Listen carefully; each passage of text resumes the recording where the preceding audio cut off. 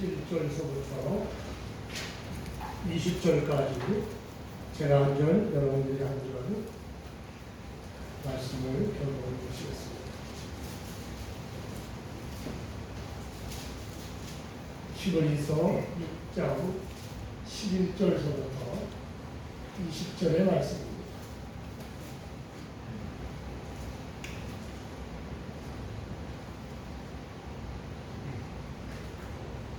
찾으셨죠? 구약성경 358페이지입니다.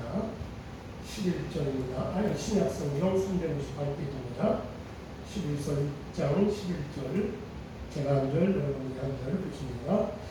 우리가 간절히 원하는 것은 너희 각 사람이 동일한 부지런함을 나타내어 끝까지 소망의 풍성함에 이르러 게으르지 아니하고 믿음과 오래 참음으로 말미암아 약속들을 기업으로 받는 자들을 본받는 자 되게 하려 하는 것입니다. 하나님이 아브라함에게 약속하실 때에 가르쳐 맹세할 자가 자기보다 더 큰 이가 없으므로 자기를 가르쳐 맹세하여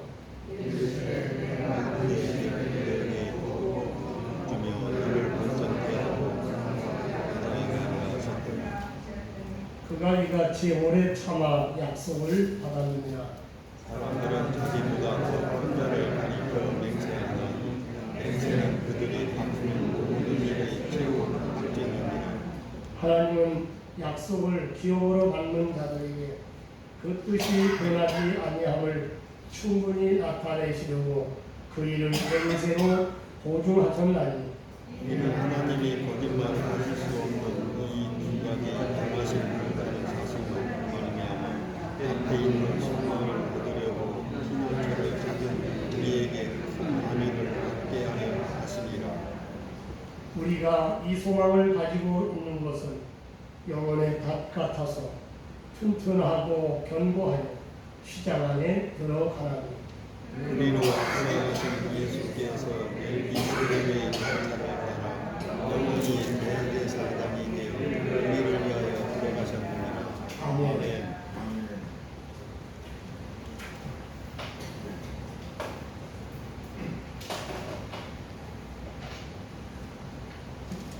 오늘 아침의 말씀의 제목은 오늘 본문 19절에 나오는 대로 소망은 영혼의 닷 같습니다. 소망은 영혼의 닷 같습니다. 이렇게 제목을 정했습니다. 오늘도 지난주에 이어서 히브리서의 말씀으로 이 아침에 은혜를 받고자 합니다. 지난주일 우리의 큰 대제사장이신 예수님이라고 하는 제목으로 말씀을 드렸을 때 히브리서를 쓴 이유에 대해서 말씀을 드렸습니다. 히브리서는 유대교에서 개종한 히브리인들, 그러니까 유대인 그리스도인들을 위해서 썼습니다. 당시 유대인들은 유대인으로서 예수님을 믿은 유대인 그리스도인들은 유대교의 모든 의식을 버리고 예수님을 따랐습니다. 율법을 따른다든지 월상을 한다든지 하나님께 양으로 제사를 이런 것들을 다 철폐하고 우리 정말 예수 그리스도를 따르는 믿음으로 나왔습니다. 그러자 예수님을 믿는다는 이유로 핍박을 받는데 로마 황제로부터 핍박을 받았습니다. 더 문제는 동족인 유대인들로부터 많은 핍박을 받았습니다. 바울이 복음을 증거하러 다닐 때 이방인의 그 핍박보다 더 문제는 동족의 핍박이었습니다. 유대인 사회로부터 예수님을 믿는다는 이유 때문에 추방을 당합니다. 지금도 그 이슬람 교도들은 그들의 사회가 있는데 거기서 이슬람 교리를 버리고 다른 종교를 가면 그 사회에서 쫓겨납니다. 아무것도 할 수 없습니다. 그래서 이 유대인 사회로부터 쫓겨난 유대인들은, 다시 말해서 유대교 그리스도인들은 직장에서 쫓겨났죠. 사업장을 할 수가 없습니다. 모든 것이 다 차단이 됩니다. 그러므로 그들의 생활이 어떻게 됩니까? 완전히 빈곤 상태, 그야말로 나락으로 떠는 거죠. 그런데 이런 핍박받는 생활이 잠깐은 얼마나 좋겠습니까? 그러나 핍박이 언제 끝날는지 알 수가 없는 거죠. 이럴 때 하나님 나라로 가신 예수님이 속히 돌아오셨답니다. 성경에 우리가 누누이 보면 주님이 왜 빨리 안 오시느냐라고 기대하는 바들이 많이 나와요. 신약성경에 보니까. 주님이 이때 다 속히 돌아오셨다면 또 문제가 해결됐을 겁니까? 아니면 믿는 자들이 엘리야 선지자와 같은 능력을 주셔서 능력이 나타나 기적과 이적이 나타나면 얼마나 좋겠어요. 그러나 예수님을 믿어도 그런 것이 없는 겁니다. 그러므로 많은 유대인 신자들이 예수님을 버리고 다시 옛날 유대 사회로 다시 돌아갑니다. 그러므로 오늘 본문 말씀 히브리서 6장 11절 12절에서 강력하게 권고합니다. 우리가 간절히 원하는 것은 너희 각 사람이 동일한 부지런함을 나타내요 끝까지 소망의 풍성함에 이르러 게으르지 아니하고 믿음과 오래 참음으로 말미암아 약속들을 기업으로 받는 자들을 본받는 자가 되게 하려는 것이니라 하고 간곡하게 권고하고 있습니다. 이 말씀을 간략하게 요약하면 우리가 간절히 원하는 것은 환난과 고난으로 핍박을 받음으로 낙심하지 말고 끝까지 소망의 풍성함에 이르러, 다른 말로 소망이 완전히 이루어져서 약속을 기업으로 받는 자들을 본받아서 약속의 기업을 받는 자들이 되어지기를 원한다. 그런 말씀입니다. 지금 우리도 그렇습니다. 코로나19라는 전대미문의 역병으로 우리의 믿음이 많은 도전을 받고 있습니다. 한국교회가 지금 엄청난 도전을 지금 받았어요. 불신자들은 코로나19로 고통을 받는다고 하여도 우리 믿는 성도들은 코로나19 정도는 그저 유행성 감기 정도로 가볍게 스치고 지나가면 얼마나 좋겠습니까? 그런데 그렇지 않습니다. 믿는 자나 불신자나 코로나19 앞에서는 다 같습니다. 똑같이 괴로움을 당하죠. 심지어는 다름 없이 불신자와 믿는 자가 좀 달라야 되는데 다름 없이 똑같이 죽기도 합니다. 그러므로 많은 성도들이 믿음이 흔들려 있습니다. 그렇다고 살아계신 하나님이 안 계십니까? 하나님의 약속, 하나님의 기업은 다 허사입니까? 하나님의 약속, 하나님의 기업은 분명합니다. 그 약속은 반드시 이루어집니다. 그래서 히브리서 11장 믿음장에서 믿음의 선진들을 보십시오. 그들이 기적과 표적으로 환난을 이기고 믿음을 지켰다고 말하지 않습니다. 노아는 사람들이 기우는 가운데도 믿음으로 방주를 준비했다고 말씀합니다. 아브라함은 하나님의 부름을 받을 때 갈 바를 알지 못했지만 하나님의 말씀을 믿음으로 장래 유업으로 받을 땅으로 나아갔다고 했습니다. 모세도 믿음을 가지고 공주의 아들이라고 하는 그 칭호, 그 아들이라고 하는 그것을 다 버리고 자기 백성들과 함께 가나안으로 나아갔다고 했습니다. 믿음의 사람들은 다 약속의 기업을 받기 위해서 많은 환난과 핍박 속에서도 믿음을 지키고 굳건하게 믿음으로 소망을 가지고 산 사람입니다. 그러므로 우리 하나님께서 간절히 우리에게 원하시는 것은 저와 여러분들이 코로나19와 같은 이런 시험, 우리가 감당하지 못할 만한 이런 엄청난 시험들이 있어도 믿음으로 그 소망이 완전해져서 약속을 기업으로 받는 분들이 다 되어지시기를 원한다는 사실을 믿으시기를 축원합니다. 그러면 약속을 기업으로 받는 자가 되려면 어떻게 해야 할까요? 11절에 보면 부지런함을 나타내야 한다고 했고 12절에는 게으르지 아니해야 한다고 했습니다. 그러니까 한마디로 말한다면 믿음의 열심을 가져야 한다, 그 말씀이겠습니다. 로마서 12장 11절에도 부지런하여 게으르지 말고 열심을 품고 주를 섬기라 라고 말씀을 합니다. 그러면 믿음의 열심을 내는 것은 뭘까요? 그것은 우선 아무리 환경이 어려워도 예배에 열심을 내야 합니다. 지금 코로나로 예배 모임이 얼마나 어렵습니까? 그럼에도 불구하고 주일이면 예배하는 자를 찾으시는 우리 하나님 앞에 다른 일을 다 제쳐버리고 하나님께 예배를 드려야 합니다. 모여 예배하는 일에 우리가 열심을 품어야 합니다. 히브리서 10장 25절에 보니까 모이기를 대하는 어떤 사람들의 습관과 같이 하지 말고 오직 보라요 그날이 가까움을 볼수록 더욱 그리하자. 약속을 기업으로 받는 자가 되려면 어떻게 해야 합니까? 오늘 본문 12절에는 믿음을 가져야 한다고 했습니다. 믿음. 왜 믿음을 가져야 하는 걸까요? 히브리서 11장 6절에 보면 믿음이 없이는 하나님을 기쁘시게 하지 못하나니 하나님께 나아가는 자는 반드시 그가 계신 것과 또한 그가 자기를 찾는 자들에게 상 주시는 이심을 믿어야 할지니라고 했죠. 그렇습니다. 믿음이 없이는 하나님을 기쁘시게 할 수가 없습니다. 네? 그러므로 믿음을 가져야 됩니다. 그 믿음은 하나님이 계신 것을 믿는 겁니다. 그리고 하나님을 믿는 자들은 하나님이 상 주신다는 것을 믿는 겁니다. 코로나19로 하나님이 안 계신 것 같기도 해요. 하나님이 안 계신 것 같아도 살아계신 하나님을 믿는 겁니다. 예수님의 능력이 없어 여러분 십자가에 달려 돌아가셨을까요? 아니죠. 예수님의 능력이 없어서 십자가에 달려 돌아가셨습니까? 아닙니다. 하나님의 뜻인 구원의 역사를 이루시려고 십자가에 달려 돌아가신 것. 코로나19로 믿는 사람들이 박박 쓰러져도 하나님이 잠잠히 계시는 것은 우리 믿는 성도들의 믿음을 보시려고 하시는 겁니다. 얼마나 믿음을 지키는가 그것을 보려고 하시는 겁니다. 아합 때에 아합왕과 이세벨 시대의 때에 아합과 이세벨이 얼마나 많은 선지자들을 죽였습니까?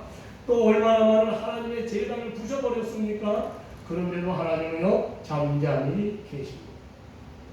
당신이 세우시고 기름 부어 특별히 사용하시는 하나님의 종들이 저렇게 수백 명씩 이렇게 다 죽어도 하나님 가만히 계셨어요. 그러자 많은 백성들이 하나님을 버렸어요. 하나님 없다. 살아계신 하나님을 안 믿었어요. 그래서 엘리야가 나타난 겁니다. 엘리야 선지자가 아합에게 이렇게 말합니다. 열왕기상 17장 1절에 내가 섬기는 이스라엘 하나님 여호와께서 살아계심을 두고 맹세하노니 내가 믿는 이스라엘의 하나님 여호와께서 살아계심을 두고 살아계시다. 엘리야 선지자는요 여러분 열왕기상 17장 18장 19장 이 계속해서 엘리야 사역을 통해서 보면 살아계신 하나님 내가 살아계신 하나님을 믿노니 이 하나님 살아계신 하나님을 강조하고 있습니다. 하나님은 살아계십니다. 그러므로 여러분 믿음이 흔들리지 마시기를 바랍니다. 살아계신 하나님을 믿어야 하나님께서 약속하신 기업을 주시는 겁니다. 또 약속을 기업으로 받는 자가 오래 참아야 한다고 했습니다. 그러니까 인내해야 합니다. 어려워도 힘들어도 끝까지 참아야 합니다. 마태복음 24장 13절에 보면 말세에 얼마나 많은 재난들이 나타나는지 모릅니다. 또 많은 환난들이 일어납니다. 그러나 끝까지 견디는 자는 구원을 얻으리라 라고 기록하고 있습니다. 그렇습니다. 끝까지 참고 기다리는 자가 약속을 기업으로 받는 줄 믿으시기를 축원합니다. 히브리서 기자는 약속을 기업으로 받는 증거가 있다. 그러니까 약속을 기업으로 받은 자가 있다고 하는 증거가 있다. 이제 이거를 말씀하고 있습니다. 바로 믿음의 조상 아브라함. 오늘 13절로 15절에 보면 하나님이 아브라함에게 약속하실 때에 가르쳐 맹세할 자가 자기보다 더 큰 이가 없으므로 자기를 가르쳐 맹세하여 이르시되 내가 반드시 너에게 복주고 복주며 너를 번성하게 하고 번성하게 하리라 하셨더니 그가 이같이 오래 참아 약속을 받았느니라. 하나님께서 아브라함에게 약속을 기업으로 주시겠다 약속을 하셨다는 겁니다. 그런데 약속만 하신 것이 아니라 맹세까지 하신 겁니다. 내가 반드시 너에게 복주고 복주며 너를 번성하게 하고 번성하게 하리라 하셨더니 그가 이같이 오래잖아 약속을 받았다. 아브라함이 하나님으로부터 이 약속을 받은 것은 창세기에 보면 이렇습니다. 창세기 12장 1, 2절에 보시면 여호와께서 아브라함에게 이르시되 너는 너의 고향과 친척과 아버지 집을 떠나 내가 네게 보여줄 땅으로 가라. 내가 너로 큰 민족을 이루고 네게 복을 주어 내 이름을 창대하게 하리니 너는 복이 될지라. 이때는 아브라함이 처음 하나님으로부터 부름을 받을 때였습니다. 그때 아브라함의 나이가 75세였습니다. 물론 이때 자식이 없었습니다. 그런데 하나님께서 너로 큰 민족을 이루고 내 이름을 창대하게 하시겠다 하시는 겁니다. 그러니까 내 자녀가 엄청나게 많게 있게 하겠다 그 말씀. 그런데 창세기 15장에 보면 아브라함이 믿음이 흔들렸습니다. 네, 가나안 땅과 후손을 주신다고 약속했는데 하나님이 침묵하고 계시는 겁니다. 바로 15장. 그런데 14장은 뭡니까? 14장은 롯이 살고 있는 그 소돔과 고모라의 북방의 4개 민족들이 동맹을 맺어 쳐들어오는 거예요. 그때 이제 롯의 가족들이 다 이렇게 포로로 사로잡혀갑니다. 그때 아브라함이 자기의 군대, 자기의 집에서 기르는 군대를 들고 가서 그들을 격파하고요. 다 지금 포로로 잡혀간 롯과 롯의 자녀 그리고 소돔에 있는 사람들을 다 해방시켜가지고 이렇게 구출해서 돌아옵니다. 그런데 자식이 없고 후계자는 적들이 쳐들어오면요 자기 자식이 자기를 대신해서 이렇게 장수가 되고 군대를 만들고 이래야 되는데 자기는 그게 없는 거예요. 아마 그때 믿음이 흔들렸던 거예요. 그래서 흔들려 있고 두려워하는데 두려워했다는 것은 왜 두려워했겠으면 적들이 가만히 있지 않을 텐데 라는 자식도. 그때 하나님께서 환상 중에 아브라함에게 말씀을 하셨는데 아브라함아 두려워하지 말라. 왜 두려워하지 말라? 아브라함이 두려워했어. 나는 네 방패요 너의 지극히 큰 성물이냐. 그러자 아브라함이 솔직히 자기 속내를 이야기합니다. 주여 주여하여 무엇을 내게 주시려 하나이까? 나는 자식이 없사오니 나의 상속자는 이 다메섹 사람 엘리에셀이니라. 자기 속내를 얘기하는 거예요. 하나님 뭘 주시려고 하십니까? 난 자식이 없어요. 그래서 내가 지금 내 집에서 기르는 이 종 엘리에셀을 내 상속자로 삼으려고. 그러니까 하나님께서 자식을 주시지 않아서 자기의 집인 그 종인 엘리에셀을 양자로 삼겠다 그 말이에요. 그러자 하나님께서 아브라함에게 말씀합니다. 아니다. 걔는 상속자가 아니야. 내 몸에서 날 상속자를 내가 준다. 그리고 하나님께서 아브라함에게 나와라. 하늘을 봐라. 저 묵별들을 바라보라. 별이 많지? 그 하늘에 헤아릴 수 없는 별처럼 네 자손이 많을 거다. 염려하지 마. 말씀합니다. 그때 아브라함이 어떻게 했을까요? 믿음이 생겼겠지. 참았겠죠. 인내했겠죠. 그러더니 마침내 100살에 이삭을 아들로 주셨어요. 그것도 자식을 낳을 수 없는 사람을 통해서 하나님이 주시는 겁니다. 자그마치 25년을 기다려서 아들을 받은 겁니다. 그러나 그것으로 인내가 끝난 것은 아닙니다. 그 아들 100살에 난 이삭을 하나님께서 뭐라고 합니까? 머리 1살에 데리고 와서 번제를 바쳐라. 또 이렇게 말씀을 합니다. 얼마나 큰 시험입니까? 아니 100살에 난 아들 그것도 말입니다. 주신다고 약속해서 준 아들을 갖다 바치는 그것도 그냥 바치는 게 아니에요. 죽여서 하나님께 제물로 드려요. 그런데 어땠습니까?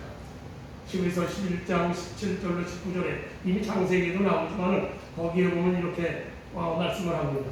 아브라함은 100살에 난 이삭을 하나님께 번제를 드렸다는 거예요. 아니 데리고 갔잖아요. 번제를 드리려고 했잖아요. 창세기에 보면. 그걸 뭐라고 그러냐 히브리서 번제를 드렸다는 겁니다. 왜냐? 죽여서 번제로 드려도 전능하신 하나님께서 이삭을 다시 살리실 줄을 믿었다. 그러니까 과감하게 드린 거예요. 하나님의 복을 받기 위해서 얼마나 참았습니까? 얼마나 인내하고 또 인내하였습니까? 그랬더니 마침내 하나님께서 그 약속을 주시는 겁니다.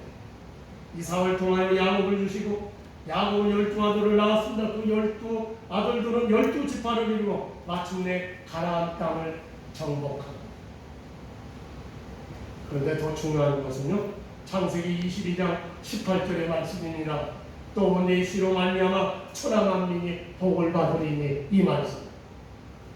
이게 핵심 포인트입니다. 여기 천하 만민이 복을 받도록 하실 그 씨는 도대체 누굽니까? 그 씨는 바로 아브라함과 다윗의 자손 예수 그리스도입니다. 그 예수 그리스도를 통해서 약속하신 대로 천하 만민을 죄에서 멸망에서 구원해 주시는 겁니다. 하나님은 반드시 약속대로 약속을 기업으로 주십니다. 반드시 하나님을 믿고 인내하면 믿음의 조상 아브라함처럼 복을 주시는 줄 믿으시기를 축원합니다. 하나님의 약속은 변하지 않습니다. 천지는 변하고 세상은 변하고 인생은 변해도 하나님과 하나님의 약속은 절대로 변하지 않습니다. 그 이유는 두 가지입니다. 오늘 17절 18절에 말씀하죠. 하나님은 약속을 기업으로 받는 자들에게 그 뜻이 변하지 아니함을 충분히 나타내시려고 그 일을 맹세로 보증하셨나니, 이는 하나님이 거짓말을 하실 수 없는 이 두 가지 변하지 못할 사실로라고 말씀을 합니다. 하나는 그러니까 이 하나님의 약속 두 가지, 변하지 않는 약속 두 가지, 그 첫 번째는 하나는 뭡니까? 하나님께서 그 약속을 맹세로 보증하셨다. 구약성경 신명기 6장 13절과 10장 20절에 보시면 맹세는 맹세하는 사람보다 더 크고 위대한 여호와의 이름으로 맹세하라, 이렇게 되어 있습니다. 맹세를 할 때는 하나님의 이름으로 맹세하라는 겁니다. 그 이유는 그보다 더 권위 있는 맹세가 없기 때문입니다. 하나님의 이름으로 맹세하면요, 그보다 더 큰 권위가 어디 있겠어요? 하나님의 이름으로 맹세하게 되면요, 어떤 사람이 감히 의심할 수가 있습니다. 왜 그렇습니까? 만약에 하나님의 이름으로 맹세하고서 그것을 어기면 십계명 중 제3계명을 어기는 것이 되는 겁니다. 출애굽기 20장 7절에 너는 네 하나님 여호와의 이름을 망령되게 부르지 말라. 여호와는 그의 이름을 망령되게 부르는 자를 죄 없다 하지 아니하리라. 하나님의 이름을 가지고 맹세하는데 그 맹세를 하지 않으니까 하나님이 죄 없다, 너는 죄가 없어, 그렇게 아니다, 너는 죄가 있어, 하나님이 정죄하십니다. 그런데 하나님께서 우리 인생들에게 복을 주시려고 하는데 복 주시겠다고 하시면서 맹세를 하시는 거예요. 하나님보다 더, 그런데 하나님보다 더 높은 자가 없다는 사실. 그래서 하나님께서 하나님과 당신보다 더 높은 자가 없으니까 당신의 이름으로 맹세를 하신 겁니다. 그러니 이 약속이 얼마나 확고 부동한 것이겠습니까? 또 하나는 18절에 하나님은 거짓말 하실 수 없는 분이시라고 했습니다. 사실은요, 하나님은 맹세할 필요가 없는 분이에요. 약속만 하시면 되는 거예요. 하나님은 무슨 맹세가 필요해요? 왜? 하나님은 거짓말을 하실 수 없는 분이시기 때문에 태생적으로 하나님은 거짓말이 없으십니다. 아니, 거짓말을 못 하신다는 거예요. 민수기 23장 19절에 보면 하나님은 사람이 아니시니 거짓말을 하지 않으시고 인생이 아니시니 후회가 없으시도다. 그렇습니다. 하나님은 본래적으로 거짓말을 하실 수가 없습니다. 거짓말은 누구냐? 거짓의 아닌 마귀가 하는 겁니다. 요한복음 8장 44절에 너희들이 왜 자꾸 거짓말을 하느냐? 거짓의 아닌 마귀를 따라다니니까 마귀가 너희들에게 지켜서 너희가 거짓말하는 거다. 예수님이 이렇게 말씀하셨습니다. 마귀는 우리 인간들을 하늘에 빠뜨리려고 온갖 거짓말을 해댑니다. 또한 마귀에게 붙잡힌 자들이 거짓말을 하는 겁니다. 그래서 성경 여러 곳에서는 믿는 성도들에게 거짓말해서는 안 된다고 경고하고 있지. 골로새서 3장 9절에 너희가 서로 거짓말을 하지 말라, 옛사람과 그 행위를 벗어버리라고 말씀하죠. 그런데 요한계시록 21장 8절은 더 무섭습니다. 그러나 두려워하는 자들과 믿지 아니하는 자들과 흉악한 자들과 살인자들과 음행하는 자들과 점술자들과 우상 숭배자들과 여기에 거짓말하는 모든 자들은 불과 유황으로 타는 곳에 던져지리니 이것이 둘째 사망이다. 거짓말하면 둘째 사망에 들어간다. 그게 말씀입니다. 그러므로 하나님의 말씀은 참말입니다. 하나님의 약속은 진리입니다. 그러므로 변함이 없고 반드시 이루어집니다. 미국의 대통령사였던 루디 목사님은 이런 말을 했죠. 그대 자신을 믿어보라. 그대는 실망할 때가 있을 것이다. 친구를 믿어보라. 친구를 믿어보라는 거예요. 어느 날 그들은 죽거나 그렇지 않으면 그대와 헤어질 것이다. 그의 명성을 믿어보라. 어느 때 회방하는 자가 그것을 뒤집어 엎을 것이다. 자기 명성을 믿으며 다른 사람, 말 잘하는 사람, 남의 말하기 좋아하는 사람들이 막 나와가지고 그 인간은 어떻고 그 인간은 어떻고 그 인간은 뭘 해먹고 요즘에 뭐 남의 음악을 표절했다고 해가지고 방송으로 쫓겨난 사람도 있잖아요. 그런 그 사람이 그냥 쫓겨났는데 여러 사람들이 그 말을 하는 사람들이 그의 명성을 하루아침에 본받게 된다. 명성을 믿지 말아요. 그러나 그리스도 예수를 믿어보라. 그대는 현세와 내세에 후회함이 없을 것이다. 다른 건 다 믿으면 후회하지 마. 예수님은 우리 하나님은 후회할 것이 없습니다. 네, 그분은 진리이시기 때문에. 마지막으로 우리의 소망은 영혼의 닭과 같다고 했습니다. 오늘 말씀 중에 소망의 하이라이트는 바로 여기 19절과 20절에 있다는 사실입니다. 우리가 이 소망에 있는 것은 영혼의 닭 같아서 튼튼하고 견고하여 시장 안에 들어가느니 그리로 앞서가신 예수께서 멜기세덱의 반차를 쫓아 영원한 대제사장이 되어 우리를 위하여 들어가셨습니다. 오늘 본문 19절에 우리의 소망은 영혼의 닭과 같다라고 같은 것이라고 말씀합니다. 우리의 소망은 영혼의 닭과 같은 것이다. 닭은 무엇입니까? 닭은 다 아시죠? 닭은 항해하는 배에 있어서 없어서는 안 될 도구입니다. 줄을 내어가지고 바다 밑바닥에 갈아치는 쇠갈풀입니다. 네? 옛날에는 나무로 만들었어요. 제가 영도 가보니까 나무로 한 1톤짜리도 제 팔보다 긴 그런 그렇게 폭이 큰 그런 닷을 만들어요. 그리고 이제 겉에는 쇠로 이렇게. 그런데 점점 세월이 가니까 그것을 이제 쇠로 주물로 부어가지고 왔더라고요. 그래서 그 닷을 내리면요, 저 땅바닥까지, 바다 밑바닥까지 떨어져서 배가 움직이지 못하도록 하는 역할을 하는 장비입니다. 그러므로 항구의 장기간 배가 정박할 때도 닷을 내리죠. 예? 뿐만 아니라 조난을 당했을 때 거센 파도에 배가 떠내려가지 않도록 닷을 내립니다. 막 물고기를 잡으러 갈 때도 닷을 내려요. 배가 움직이지 않게. 닷은 배에서 꼭 있어야 할 것 중에 하나입니다. 큰 배나 작은 배나 다 닷은 있는 겁니다. 그래야 배를 안전하게 할 수 있는 것이죠. 그런데 하나님께서 맹세로 보증하신 소망이 우리의 영혼의 밭이라고 했습니다. 오늘 본문은 인생을 바다를 항해하는 배로 비유하고 있습니다. 옛날부터 이 세상을 바다에 비유하는 분들이 많이 있었습니다. 그래서 이 세상을 모해와 같은 세상이다. 다시 말해서 괴로운 바다 같은 세상이라고 말을 하기도 하죠. 그러므로 우리 인생이란 이 풍파많은 바다에서 작은 조것대에 지나지 않는다는 겁니다. 망망한 바다의 한 조것대와 같은 인생의 모습이라는 겁니다. 항공모함도요, 비행기로 올라가서 내려다보면 조그만 조각대처럼 보인다는 겁니다. 그래서 항공모함과 비행기가 서로 싸우면 누가 이기느냐? 예? 배하고 비행기가 싸우면 배가 이깁니다. 왜? 가까이 내려오면 여기서 조준사격을 할 수 있지만 비행기는 배가 말입니다.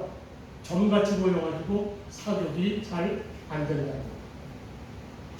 그렇게 배는 건데 그것도 조각대 조그만 배 하나를 망망대에다가 놓아보십시오. 참 기가 막힙니다. 그러므로 거친 바다를 항해하는 배처럼 우리 인생도 거친 풍랑을 헤쳐나가야 한다는 겁니다. 그런데 풍랑을 만난 배가 침몰의 위기를 겪을 수가 있습니다. 암초를 만나 좌초의 위기를 겪을 때도 있습니다. 마찬가지로 우리 인생도 위기를 만나 시련을 겪을 때가 있죠. 이때 닻을 내려 배가 떠내려가지 않도록 해야 합니다. 닻이 없다면 풍랑 가운데서 계속 흔들리게 됩니다. 암초에 부딪히며 물살에 떠내려가 침몰하고 좌초하고 맙니다. 이렇게 인생의 위기를 만났을 때 요동치는 영혼을 안정시키기 위해서 우리는 속히 닻을 내려야 합니다. 그런데 이때 영혼의 닻이 없다면 어떻게 하겠습니까? 큰 위기 가운데 영혼이 끝없이 흔들릴 수밖에 없죠. 계속하여 불안과 두려움과 절망에 빠져들게 됩니다. 어떻게 됩니까? 결국 파국을 맞이하게 되는 겁니다. 자살하는 사람이 바로 그런 환경에 빠집니다. 그러나 오늘 본문 19절 말씀을 보십시오. 하나님이 맹세로 보증하신 그 소망이 바로 우리 하나님을 믿는 성도들의 영혼의 닻이라고 했습니다. 하나님이 약속으로 주신 소망, 맹세로 보증하신 소망이 바로 우리 영혼의 닻입니다. 이 소망이야말로 우리 영혼이 세상에 떠내려가지 않도록 붙잡아주는 닭과 같은 역할을 합니다. 이 닷은 튼튼하고 견고하여 아무리 거센 파도가 몰아쳐도 끊어지지 않습니다. 다시 아브라함을 한번 생각해 보십시오. 하나님께서 주신 약속의 말씀이 그 인생의 닭과 같았습니다. 창세기 12장 2절에 내가 너로 큰 민족을 이루고 너로 내게 복을 주어 내 이름을 창대하게 하리니 내가 복이 될지라라고 하나님께서 약속하셨습니다. 아브라함은 절망 중에 이 말씀을 영접하고 소망을 가지게 됩니다. 자식을 낳지 못하고 자기도 늙고 아내는 아이들을 낳을 수 없는 가운데서도 자기가 큰 민족이 된다는 소망을 간직하게 되었습니다. 그래서 힘들고 어려운 나그네 삶을 살면서도 절망을 디디고 일어설 수 있었습니다. 늘 이 소망을 붙잡았기 때문에 아브라함은 마침내 소망의 풍성함에 이르게 되었습니다. 그러므로 그 약속에 근거한 소망이 그에게 영원의 닻이었습니다. 소망은 흔들리는 우리의 심령을 붙들어줍니다. 특히 하나님께서 주신 소망은 흔들리는 우리 영혼을 붙잡아줍니다. 믿으시면 아멘 하시길 바랍니다. 19절의 말씀을 다시 한번 봅니다. 우리가 이 소망을 가지고 있는 것은 영혼의 닭 같아서 튼튼하고 견고하여 시장 안에 들어간다고 했습니다. 여기 시장 안에 들어간다는 말이 무슨 뜻입니까? 시장은 구약시대 성막 안에 있던 두 개의 방, 그러니까 성소와 지성소를 구분하는 장막이 시장입니다. 이 시장 안쪽에는 지성소가 있습니다. 지성소는 거룩하신 하나님이 임재하시는 곳입니다. 지성소는 대제사장만 들어갑니다. 그것도 1년에 한 번 대속죄일에만 들어갑니다. 그런데 믿는 우리가 그 시장 안으로 들어가는 겁니다. 그러나 무조건 들어가는 것은 아닙니다. 우리가 가지고 있는 소망, 튼튼하고 견고한 영혼의 닭 같은 소망이 있는 자가 들어가는 겁니다. 하나님의 약속을 믿는 믿음으로 하나님이 임재해 계신 시장 안으로 들어가는 겁니다. 이 소망은 너무나 확실하고 튼튼하고 견고하며 우리의 영혼의 닷은 어떤 시련이 와도 끊어지지 않습니다. 그런데 20절을 보십시오. 그리로 앞서가신 예수께서 멜기세덱의 관찰을 따라 영원히 대제사장이 되어 우리를 위하여 들어가셨느니라 라고 했어요. 우리가 견고한 영혼의 닭 같은 소망을 가지고 하나님이 임재하시는 이 시장 안으로 들어가는데 영원한 대제사장 되시는 예수님이 앞장서서 먼저 들어가시는 겁니다. 거기서 예수님을 따라 들어가는 우리를 예수님이 맞이해 주신다는 겁니다. 예수님이 먼저 들어가신 시장 안은 장차 우리가 들어갈 영원한 하나님의 나라입니다. 이 하나님의 나라는 예수님을 따라 들어가는 겁니다. 그러므로 주의 약속은 확실합니다. 튼튼하고 견고한 영혼의 닭 같은 이 소망은 너무나 분명합니다. 우리의 영혼의 닷은 어떤 시련이 와도 끊어지지 않습니다. 그러므로 하나님이 주시는 이 소망을 빼앗기지 마시길 바랍니다. 영혼의 닷을 소망이 되시는 하나님께 내리시기를 바랍니다. 본문의 지성소의 휘장 안에 들어간 하나님이 하는 말씀은 우리가 하나님께 영원의 닻을 내려야 할 성경적 이유입니다. 휘장 안에 두어야 하나님 나라에 들어갈 수 있기 때문에 여러분 하나님께 우리의 영혼의 닻을 내리셔야 합니다. 흔들리는 인생 풍랑 가운데 영혼의 닻을 여러분 어디에 내리시렵니까? 물질이십니까? 아니면 세상 명예입니까? 아니면 사람입니까? 아니죠. 여러분 우리의 영혼의 닻을 하나님께 내리시기를 바랍니다. 그래서 저 소망의 천국에 이르기까지 우리 부천 소망교회 중심으로 믿음으로써 그 소망을 더욱 굳건히 지키시면서 저 확실한 약속의 풍성한 기업을 우리의 남은 금세에서 그리고 또 내세까지 반드시 함께 누리시는 성도들을 다 되시기를 예수님의 이름으로 축원합니다. 기도하시겠습니다. 사랑하시는 아버지, 은혜와 사랑하심을 감사합니다. 우리 하나님이 우리에게 주시는 소망은 우리의 튼튼한 아버지의 영혼의 닭 같다고 했습니다. 사랑하시는 아버지, 이 소망의 닭을 아버지 우리 하나님 앞에 내려 우리가 흔들리지 않는 인생을 살게 하시고 아버지 하나님 저 천국 가도록 금세에서도 하나님 우리를 보호하시고 또한 영원한 천국에 주님을 따라 들어가는 복된 저희들이 다 될 수 있도록 하나님 우리의 소망을 더욱더 완성되도록 축복하시고 또한 축복하여 주시옵소서. 예수님의 이름으로 기도하옵나이다. 아멘.